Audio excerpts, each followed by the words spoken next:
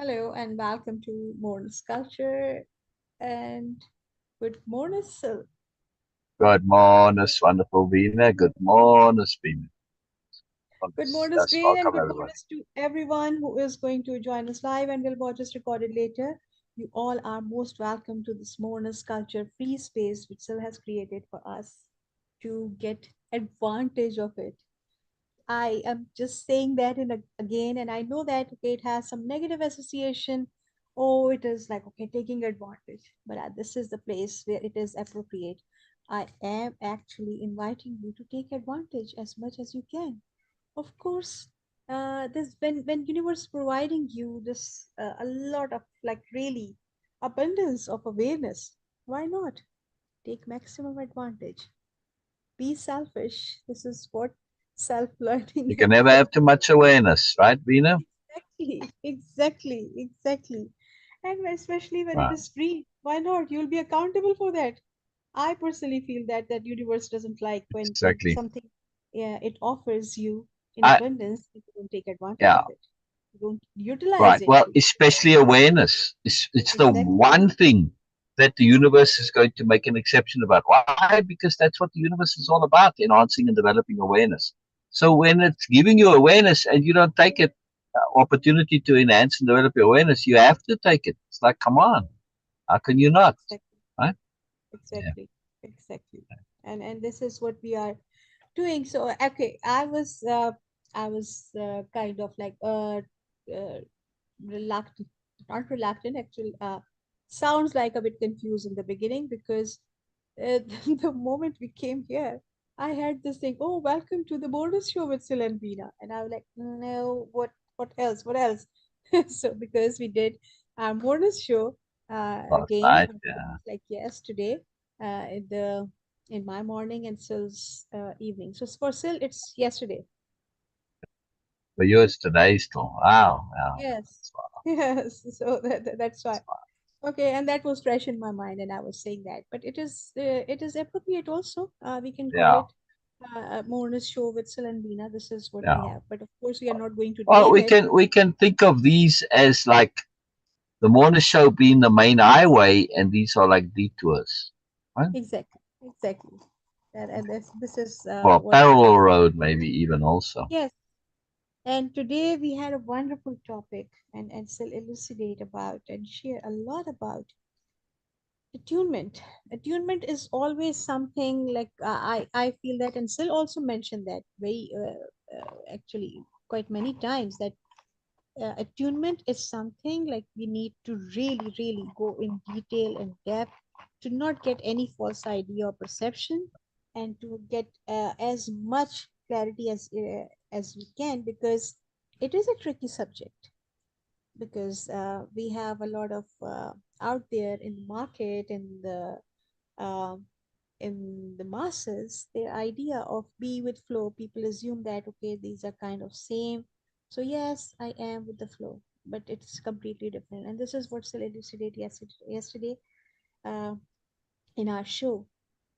What's the difference between be with the flow and attunement, capital A attunement, especially in the perspective from way of impeccability and from modernist culture. It's a different story, of course. It's a completely different dimension of.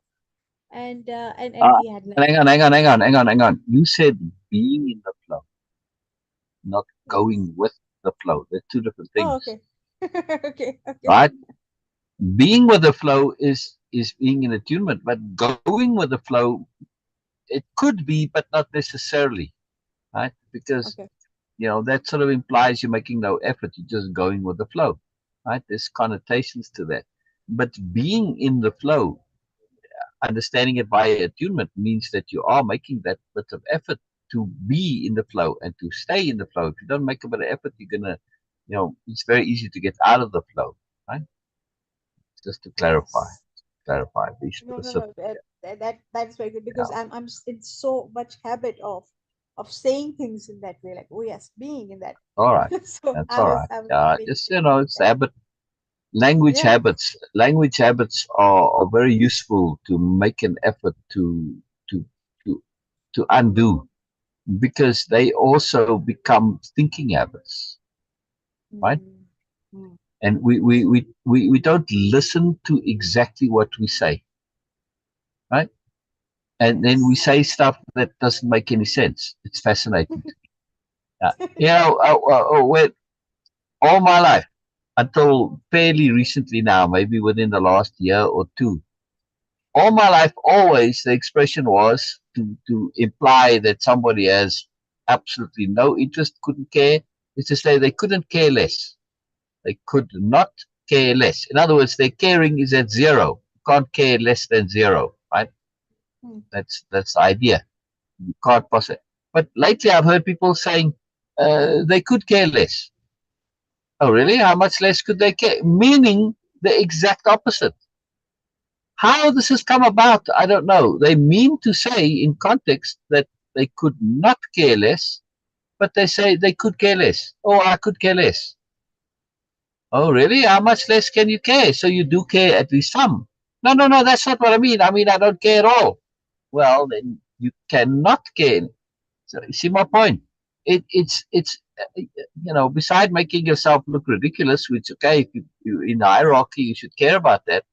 But not only that, you're saying the exact opposite of what you mean to say. Why? Because you're not listening to yourself. You're not actually hearing what you're saying. You just got an idea and then you're saying some words that are associated with it. But it just happens to be the words are completely opposite. Not good at all. Not good at all. Right?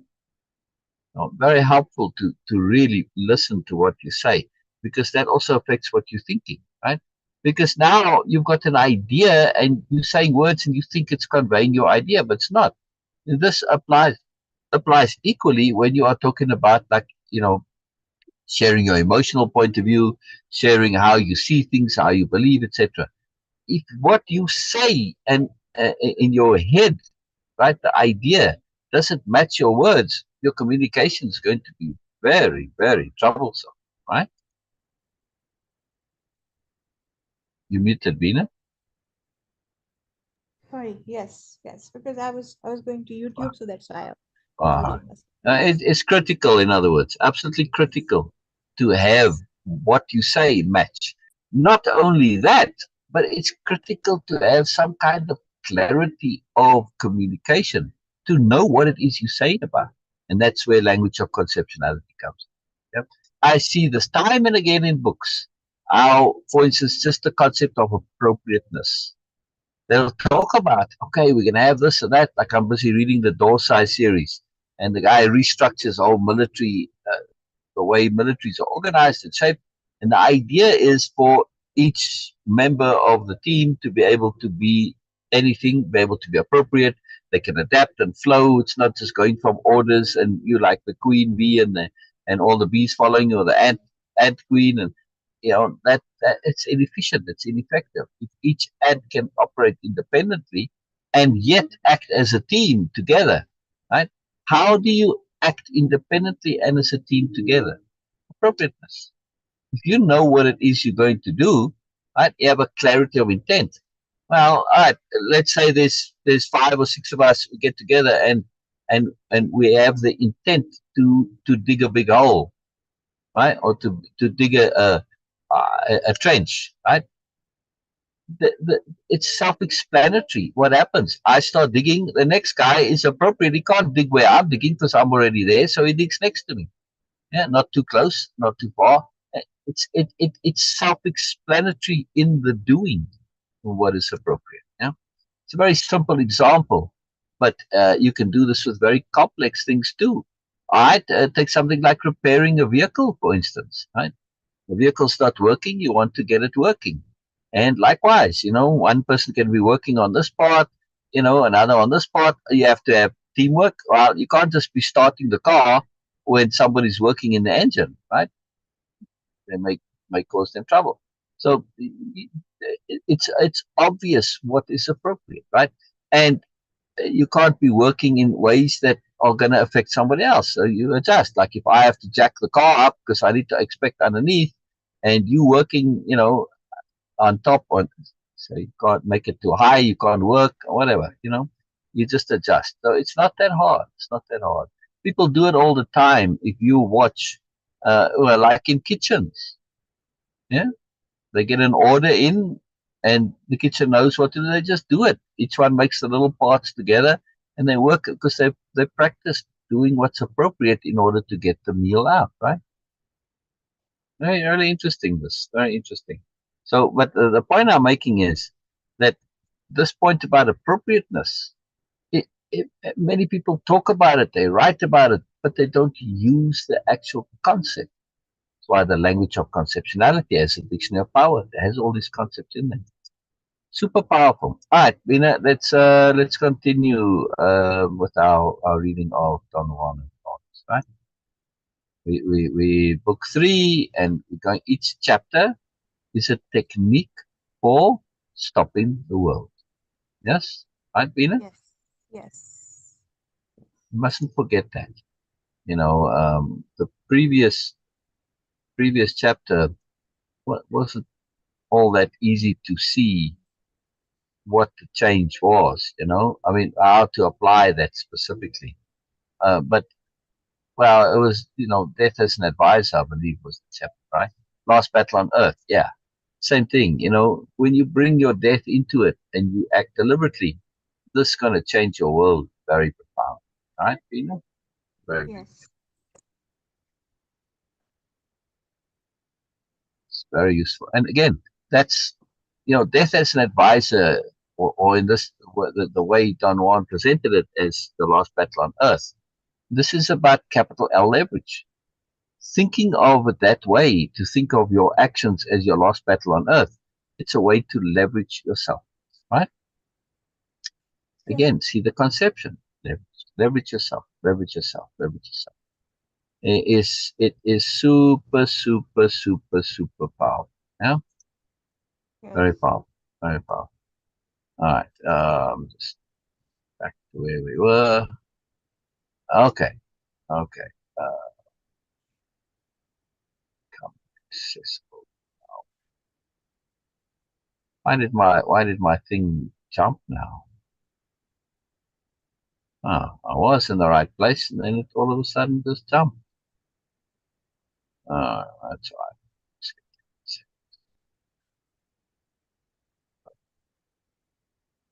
Oh yeah, oh, I was in the right place.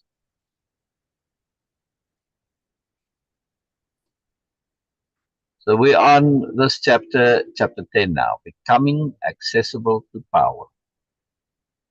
All right.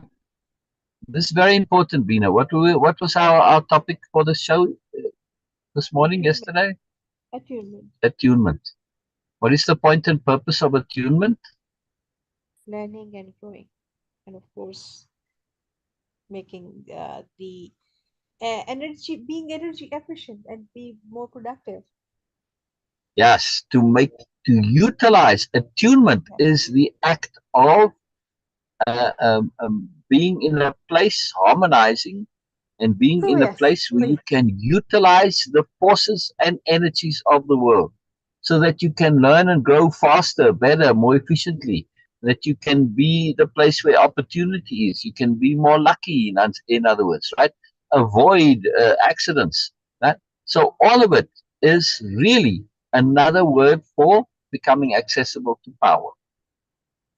That is what attunement is. Yes, Yes. deliberately, not just becoming accessible, but deliberately making oneself Mm. to access power rather than making oneself accessible. There's a slight nuance there in the thing. So attunement is accessing power, because you are putting yourself in a place where you can utilize the power, like the surfers moving, left and right, a little further, a little deeper. They position themselves so they can catch the wave. Right? Mm. That's the key. Now, becoming accessible to power is a slight nuance here. It's connected to attunement, but it's almost there. Okay. All right. Please read, Beena. Please read. Please read. Today you're sharing your full screen, not just. Oh, okay. So used to doing that, I just forget. Bad habits. Habits. See, not deliberate. Not doing things deliberately. Unnecessary habits. All right. Here we go. Yes. Okay. Thank you. Becoming accessible to power. Thursday, 17th August 1961. As soon as I got out of my car, I complained to Don Juan that I was not feeling well. Sit down, sit down. He said softly and almost led me by the hand to his porch. He smiled and patted me on the back. 2 weeks before, on 4th August, Don Juan, as he had said, changed his tactics with me and allowed me to ingest some peyote buttons. During the height of my hallucinatory experience, I played with a dog that lived in the house where the peyote session took place. Don Juan interrupted my interaction with the Nope, dog. nope, nope, nope. Don My Juan, experience. Don Juan. Just read from Don Juan again. Okay. Interpreted, yes. Interpreted. Yeah, Yes. big My difference. interaction, yes, my interaction with the dog as a very special event. He contended that at moments of power, such as the one I had been living then, the world of ordinary affairs did not exist and nothing could be taken for granted. The dog was not really a dog, but the incarnation of Mascalito, the power or deity contained in purity. Wow. Yeah, yeah. So when we were saying about attunement, right?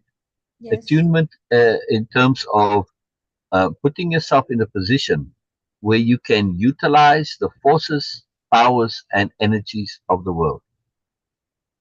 These are are numerous and they are also mysterious, but Hmm. nonetheless they are also there. We don't always know exactly what they are. That doesn't mean we can't utilize them. Right? Not Hmm. every surfer understands how waves come about. Doesn't matter. Still use it. Right? So Yes. mescalito would fall into this category of things that are potentially utilizable via attunement. Yeah? Now, now, attunement is a little bitty when you are taking mescalito, the actions of accessing, taking the peyote buttons, that's not necessarily attunement. Hmm. Yeah, attunement will put you in a position where you can do it. That's just following procedure, right? You Hmm. see what I mean? So Yes. attunement is things are already in motion and you take a part of it. Now, typically it'll be in motion and it'll spit you out at the place to say, here we go. Right? It's popped you out at the peyote ceremony and whatever. It just, all things happened, worked out, and like, wow, okay. And you realize, well, okay, this is obviously where the universe wants me to be to do this. Now you do that, right? So attunement uh, is letting those forces act upon you to bring you to an awareness, an understanding, an insight, a discernment, a place, a position, a situation to take you away from a situation, right?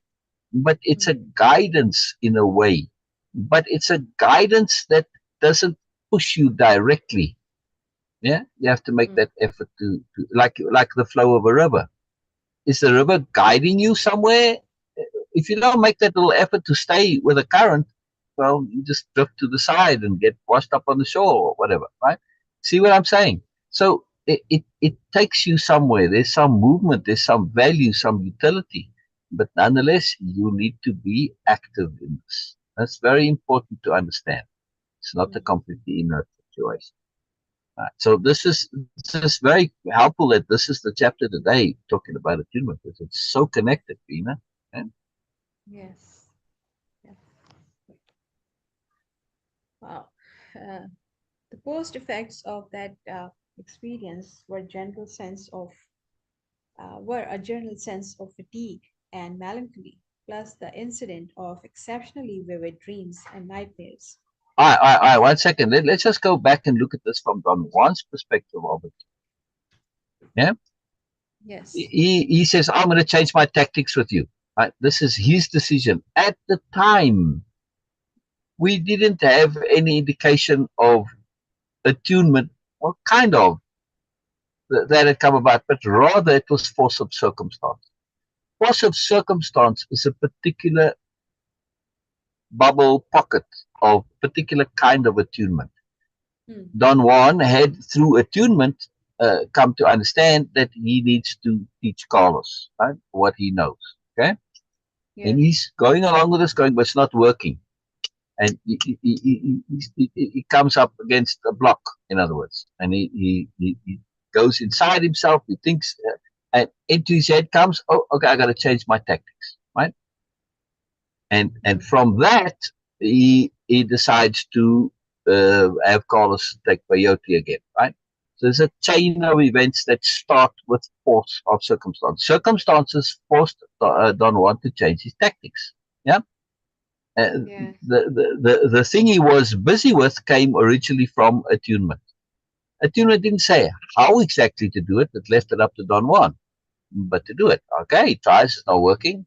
Maybe, so we try something else. Now we get to what happens during the peyote, something exceptional, extraordinary, anomalous.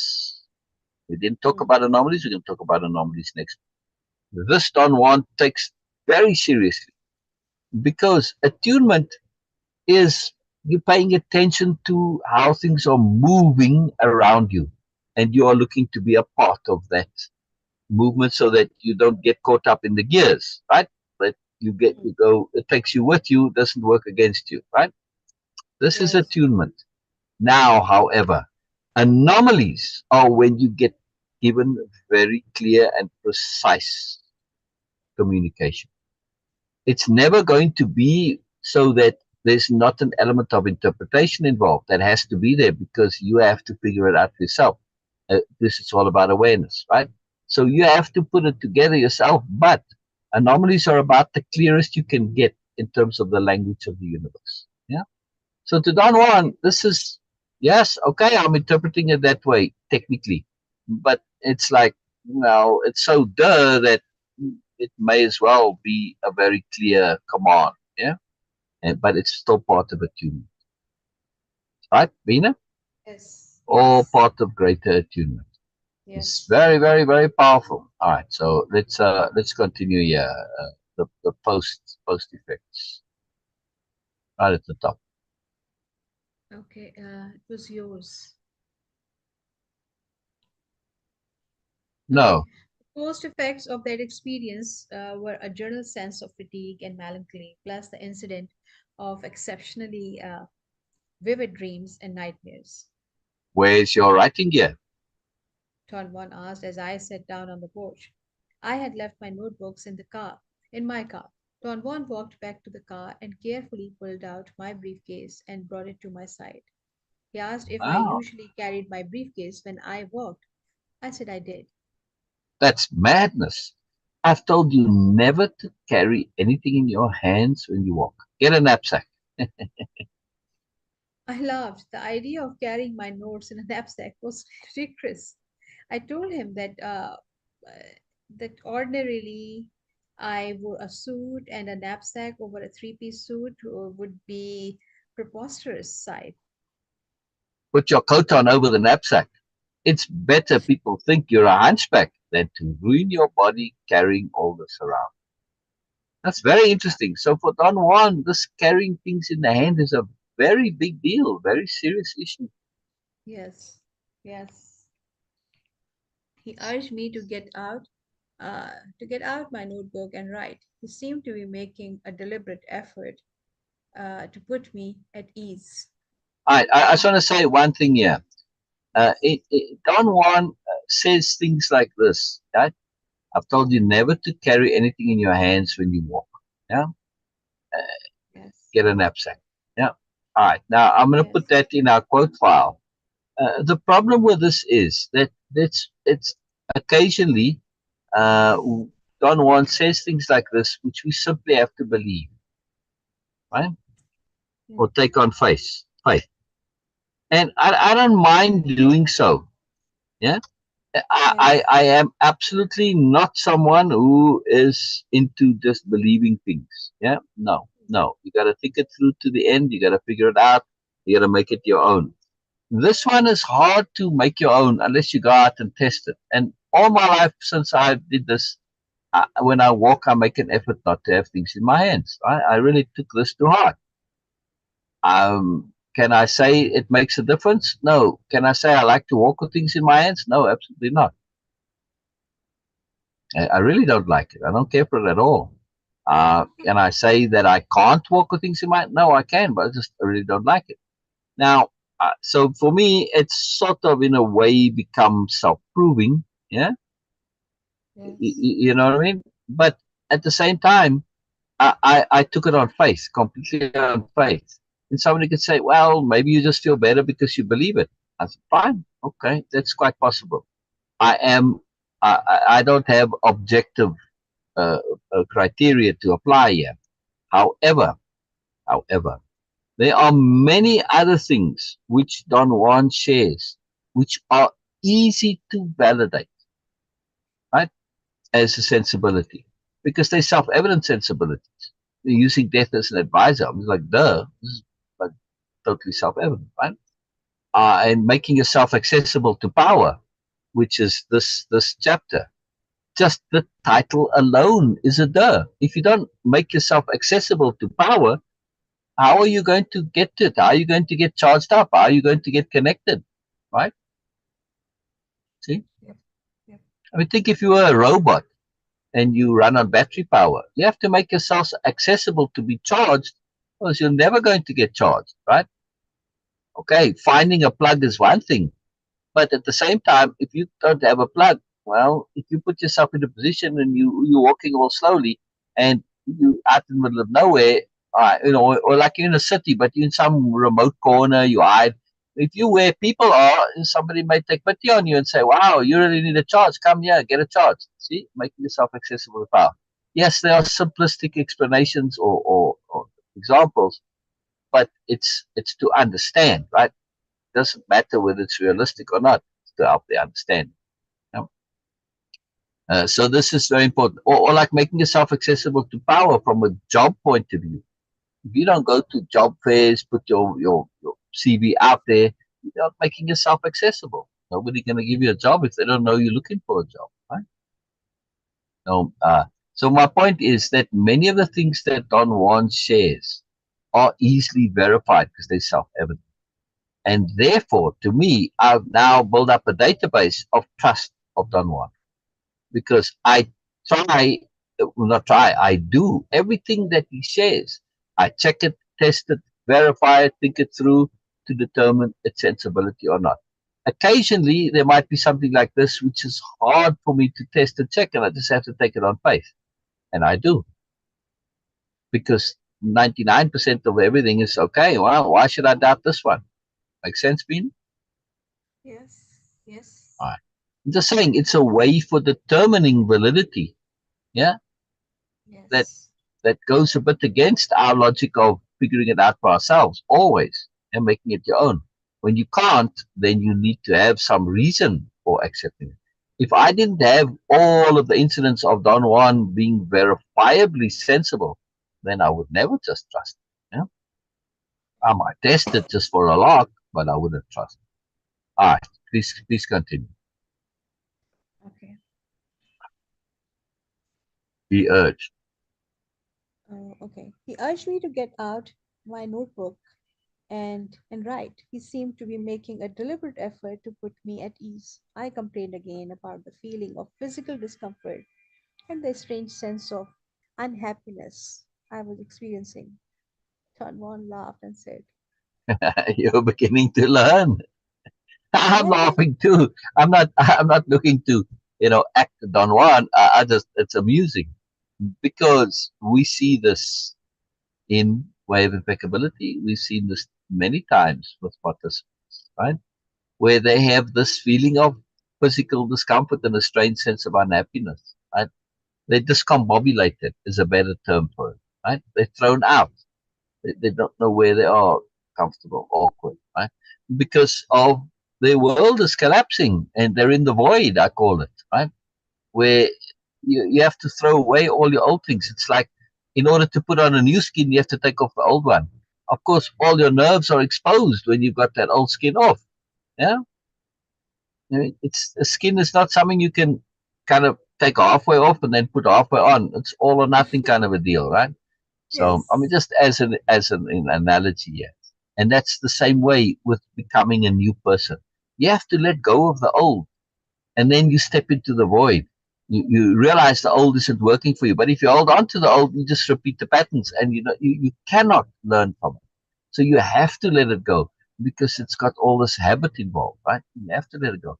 But that makes you in a space of nothing. And we find not having something specific to do and to hold on to cling on to, wow, now we're vulnerable. We're not used to this. We don't have enough trust and self confidence in ourselves to say, I'll figure it out, I'll learn.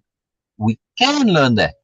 And therefore, we can learn to discard the old and not feel vulnerable or uncomfortable. Yeah, we can learn that. Yes. Yeah, that deep self-assurance. All right, please continue. You're beginning to learn. Okay,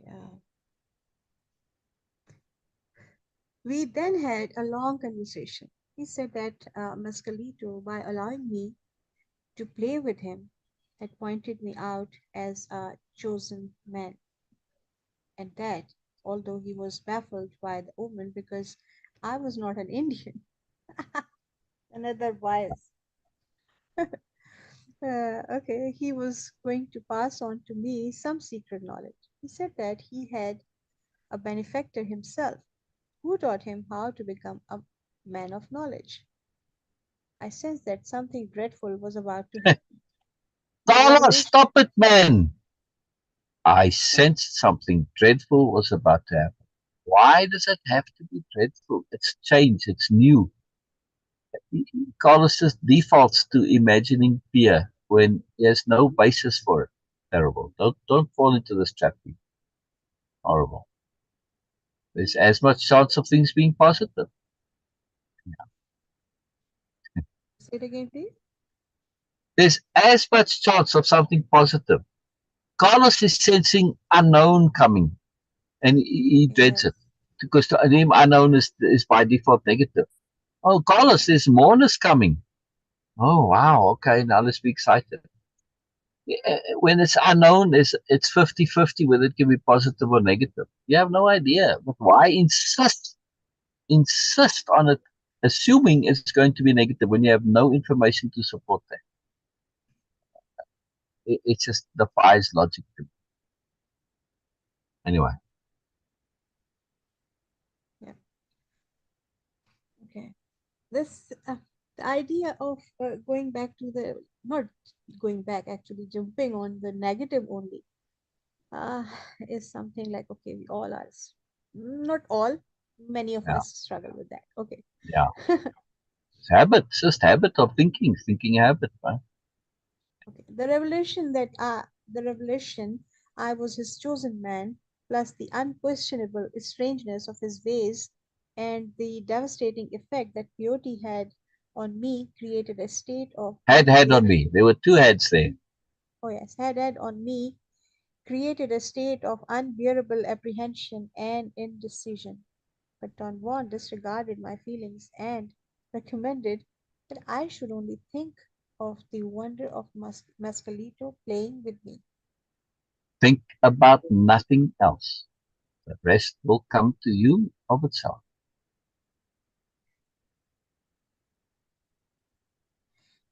This what, why it is there?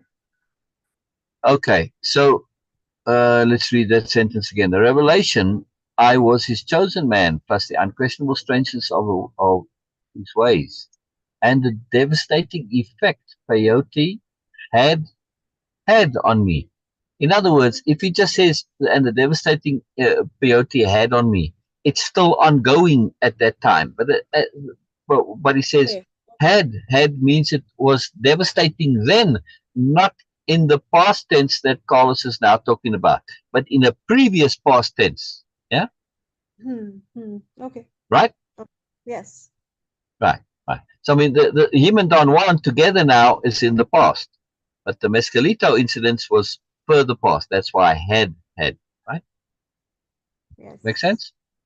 Yes. He stood up and patted me gently on the head and said in a very soft voice, I am going I'm to going. teach you. I am going to teach you how to become a warrior in the same manner I have taught you how to hunt. I must warn you, learning how to hunt has not made you into a hunter, nor would learning how to become a warrior make you. Experienced a sense of frustration, a physical discomfort that bordered on anguish. I complained about the vivid dreams and nightmares I was having. He seemed to deliberate for a moment and sat down again. All right, so their deliberate in context is deliberate, Okay. right?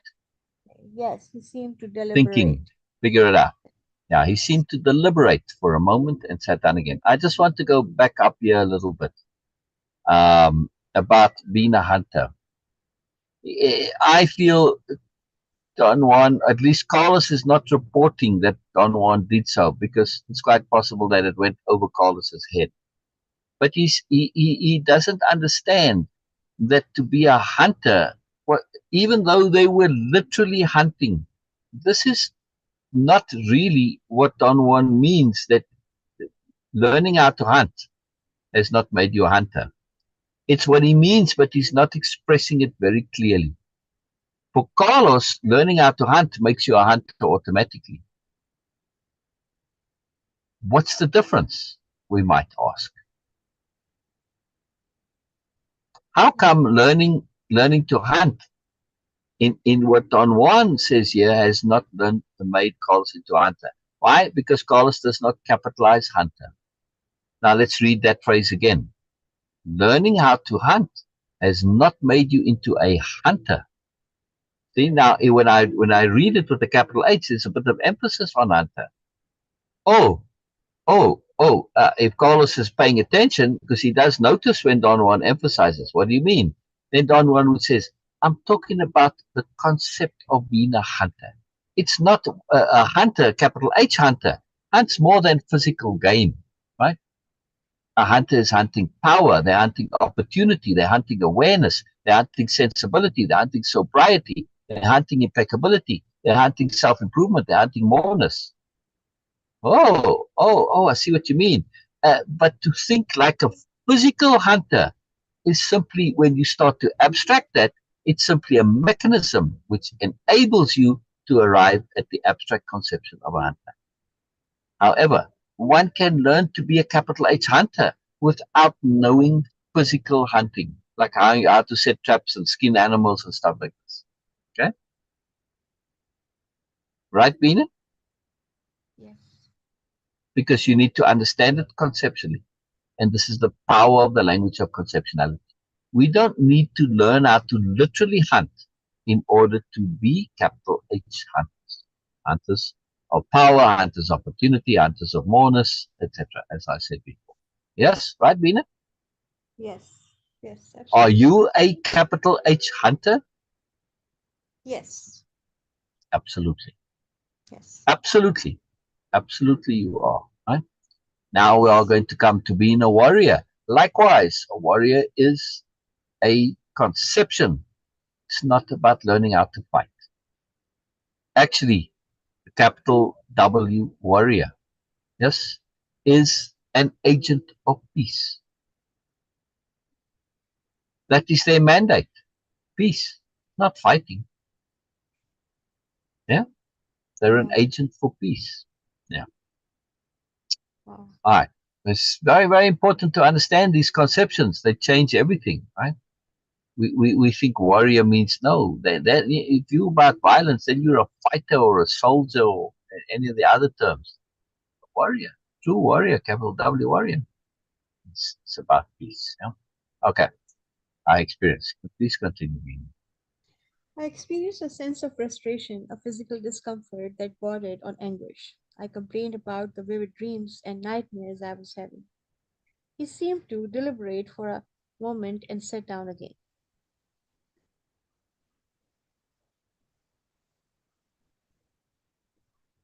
It's called. Sorry, I thought that was it is out of there. Okay, don't worry. Oh, They are weird dreams. you've always had weird dreams. I'm telling Okay. you, this time. Oh, that's call us again. Sorry, yeah. I'm telling you, this time they are truly more weird than anything I have ever had. Don't concern yourself. They're only dreams. Like the dreams of any ordinary dreamer, they don't have power, right? So what's the use of worrying about them or talking about them? Now, note well that power is italicized, yeah, but Yes. hunter was not when it should have been. Yes. Warrior is not, or at least capitalized, right? So Yes. it really matters. It really matters. It changes things because think of if you don't take that power and italicize it, what does it mean ordinarily? What's the difference? Yeah,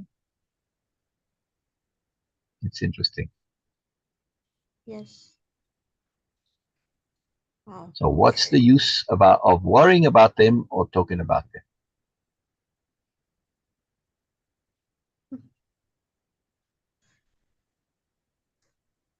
They bother me, Don Juan. Isn't there something I can do to stop them?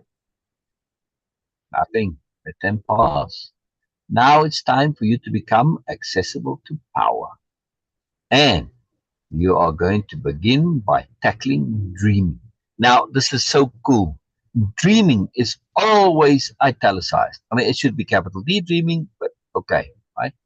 To distinguish it from regular dreaming. It's much better to capitalize this, which is why the system is part and parcel of Moreness-Culture and Way-Of-Impeccability. To take these conceptions which are in your dictionary of power and to capitalize them, hyphenate them, etc.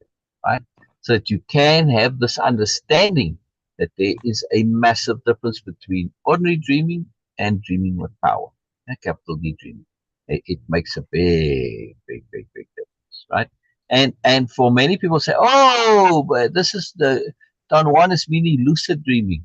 No, lucid dreaming and Don Juan's capital D dreaming, not necessarily the same thing. There are some overlaps, but they are not exactly the same. Okay? Hmm.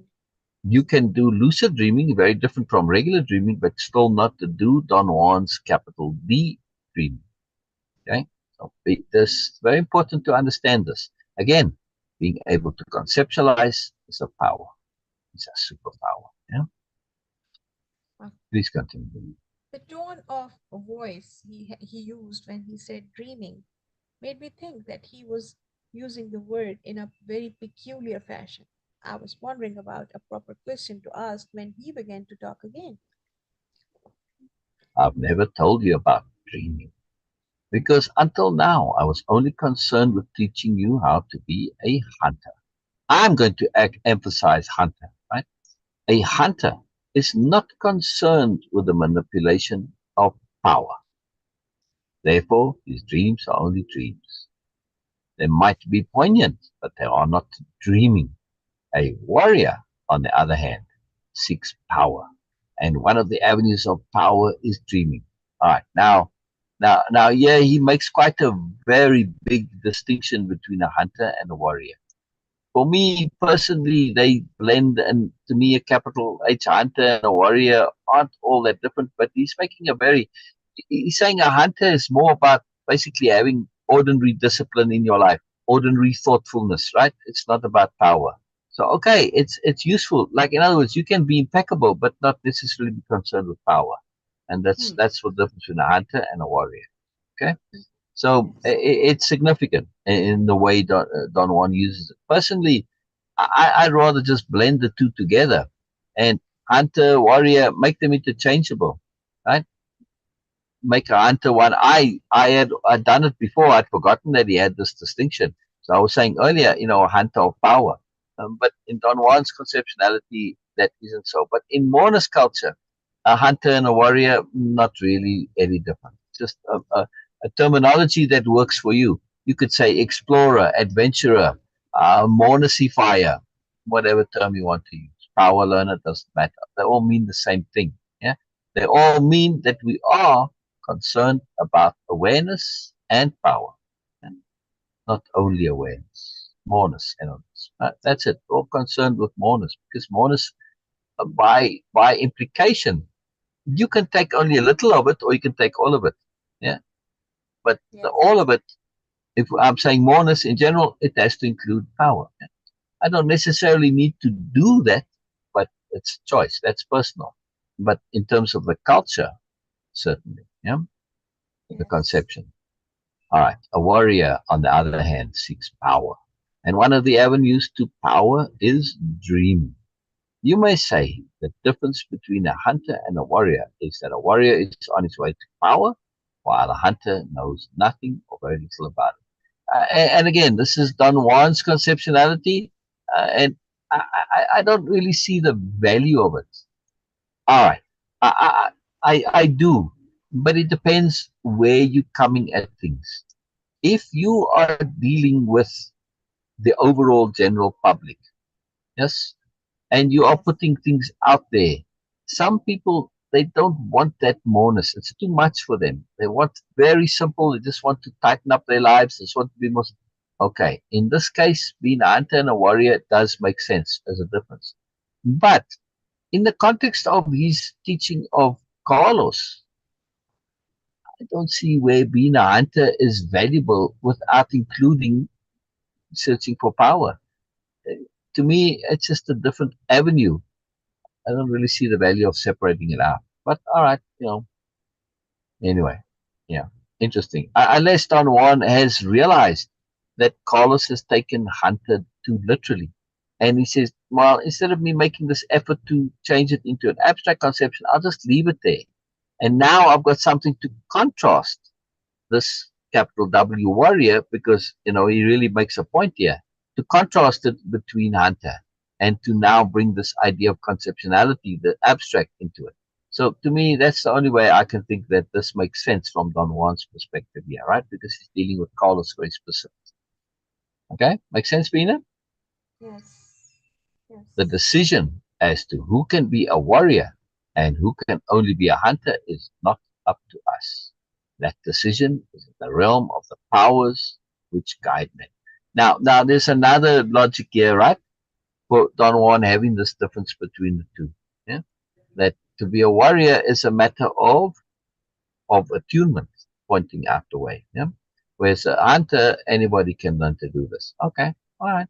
But it's important. But again, I feel that in our general context, since we are living with attunement and making the effort to do so, we can go up the hunter idea, like explorer or engineer or any term, to mean the same. Yeah?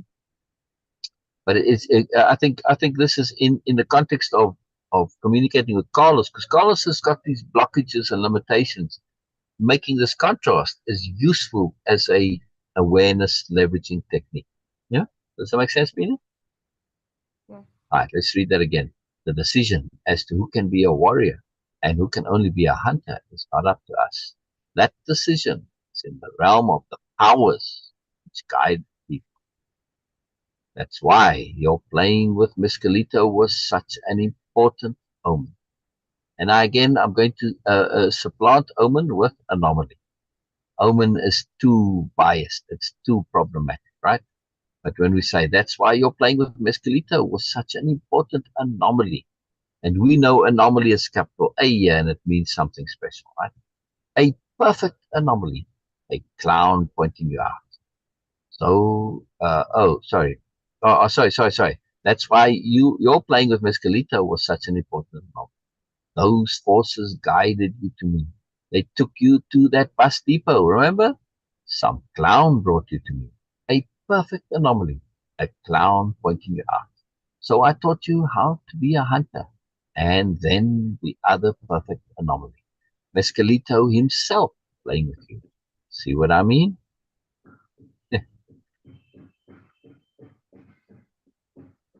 Oh.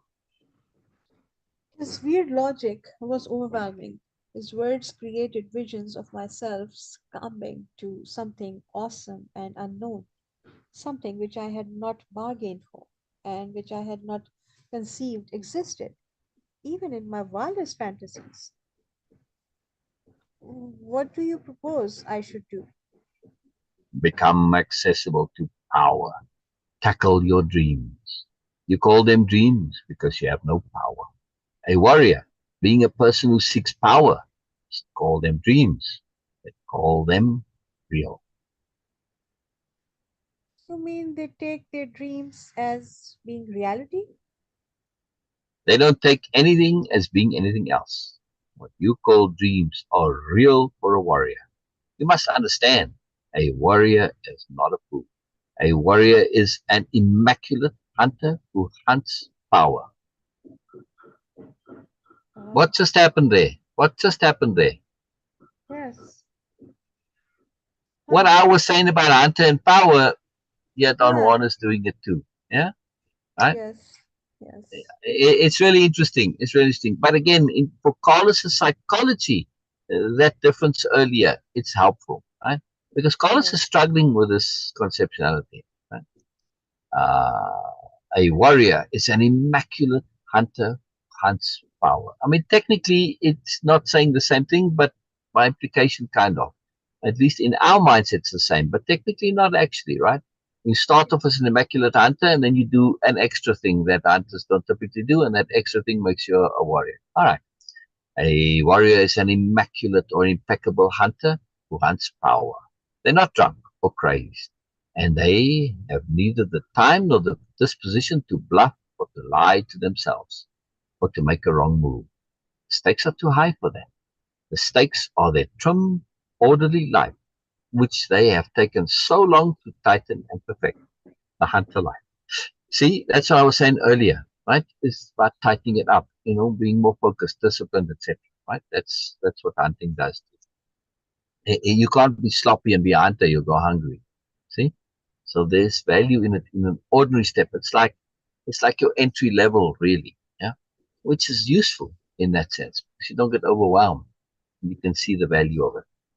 Right? They are not going to throw that away. This Titan life, right? The stakes are at the stakes are his trim orderly stakes are there. The warrior, the hunters, the stakes are there. Their trim orderly life, which they have taken so long to tighten and perfect. They're not going to throw that away by making some stupid miscalculation or by taking something for being something else. No, not all, just by taking. They're not going to throw that away by making some stupid miscalculation, by taking something for being something else. Dreaming is real for a warrior because in it they can act deliberately. They can choose and reject. They can select from a variety of items those which lead to power. And then they can manipulate them and use them, which in an ordinary dream they cannot, while in an ordinary dream they cannot act deliberately. I think we leave it right there. Yeah? Okay. Yes. And because then we'll recap this. We'll recap this again, right? This from Yes. Imini takes. We'll recap that tomorrow. Yes. Because we are starting now, where introduces this topic of capital D dreaming. And also, this is the first time he's really talking about the capital W warrior more succinctly, more specifically. He has mentioned it before, but he's defining it a bit more now. And we're starting on a new page for Carlos, right? Where Don Juan has shifted, where he sort of showed him more ordinary stuff, but now he's starting to show him power. Yeah. Whereas before he had basic character training, now it's character training with moreness. Yeah.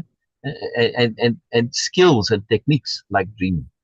Yeah, dreaming isn't character training. In being disciplined, being focused, being scrupulous, being thorough, not being sloppy, not being careless, all those hunter things. Yeah, they don't necessarily involve techniques for accessing power. Right? They can lead you there eventually, but not directly. Whereas warrior stuff, you're learning these techniques for accessing power. Right? It's like the next level. Very important. Very important. More sophisticated and larger in scope and context. Right, Veena? Where'd you go? Yes. Where'd you go, Veena? Yeah. Right. So the whole scope and context of everything has become broadened. That's a big Yes. deal, right? Very Yes. important. Yes. All right, let's leave it right there, and Okay, yes, we'll see you we guys will tomorrow. continue. Yes, we will continue this tomorrow. Oh, okay, tomorrow is Saturday, Sunday. Oh, Sunday. We'll continue next time. Let's just say that way. Yes, yes. We will continue Sunday, because tomorrow we are going to take off and we have other things to take care of.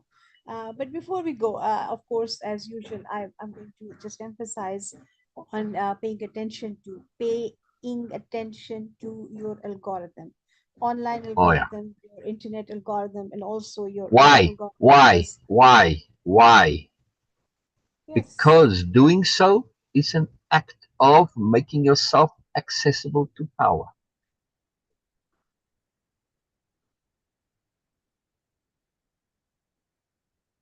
yes, wow, Yes. Yes, sis. yes. Repeat again what you said in this context. Act bringing this in. Okay, so just pay attention, pay really careful attention to your and of course online algorithm and your life algorithm, because by doing so you are making yourself accessible to the power. And you can say moreness rather than power, because power is a bit of a, for some people, a bit of an ugly word, right?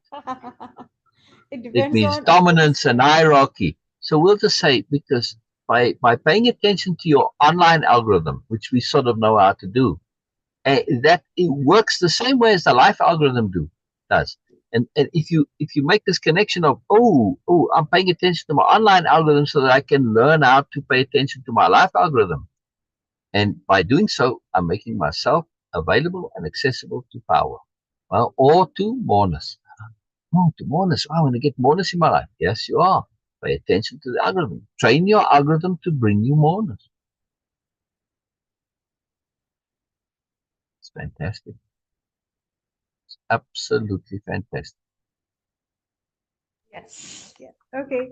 Yeah. Anyway, okay, we will come back to this point again. And before I go, just to recap all these things, that pay attention to your life and online algorithm, because ultimately they are same and they affect each other. If you don't want randomness, and if you don't want to be bothered by unwanted, unnecessary, not appropriate content in your life, make deliberate choices online and make deliberate choice in your life. This is how you are going to actually preempt and remedy the randomness um, and the unnecessary attention consuming things in your life, energy consuming things in your life. If you want to have a peace of being, this is the first step towards peace, to acquire peace of being. Make deliberate choices online also. This is how we do that. Okay, this is how it starts, at least for me. This is what I'm sharing. Okay, and pay attention also to what is coming your way. I'm trying to, maybe, I'm not sure, I might try to write something about it, because the time is really wonderful. This time is full of opportunities, full of possibilities, is coming, Yeah. is right here on us. So, okay, be mindful what you are thinking, where you are paying attention, where you are focusing. It is going to materialize soon in your life. Thank you so much. We will see you guys Sunday. Bye for now. Okay. Okay. All right. Bye bye. Beena, come right back, please, on Zoom.